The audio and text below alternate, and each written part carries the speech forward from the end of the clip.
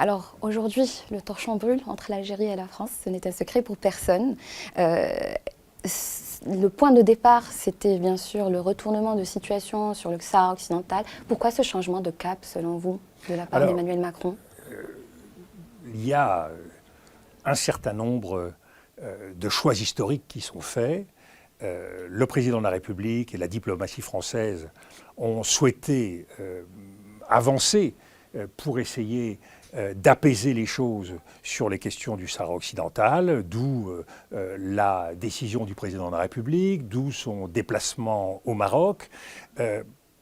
Ce qu'il faut souhaiter, c'est que, au-delà de l'incompréhension que je comprends pleinement du côté des autorités algériennes et des Algériens, nous soyons capables, à partir des décisions qui ont été prises, de faire en sorte d'avancer ensemble. Comment? C'est une décision qui se situe dans le cadre d'un processus international, qui est un processus qui se situe dans le cadre de l'ONU, avec des principes qui peuvent apparaître contradictoires, le principe de reconnaissance et le principe d'autodétermination. Qui est contraire, en fait, cette reconnaissance est contraire à la...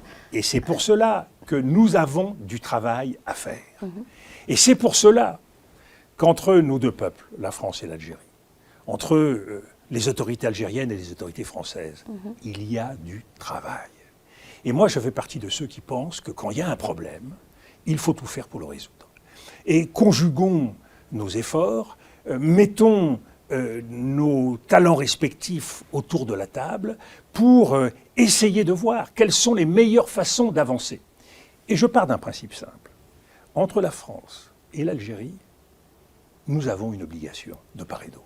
Cette obligation, c'est celle qui nous est dictée par tous ceux qui ont fait l'histoire, parfois douloureuse, parfois tragique, de ce XXe siècle et du XIXe siècle, et qui doit nous conduire aujourd'hui à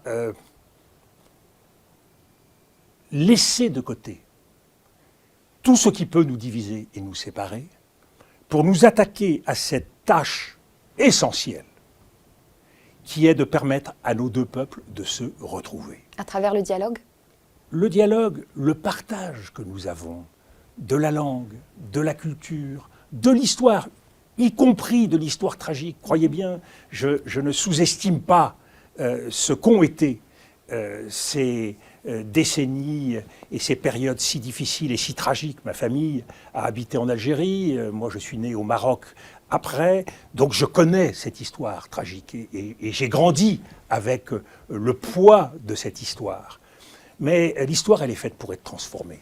Et les jeunes n'ont pas, aujourd'hui, les jeunes Algériens, les jeunes Français, les Algériens de France, les binationaux, n'ont pas à porter le poids de ces douleurs. Et c'est pour ça que le travail de reconnaissance, nous devons, nous, Français, le faire.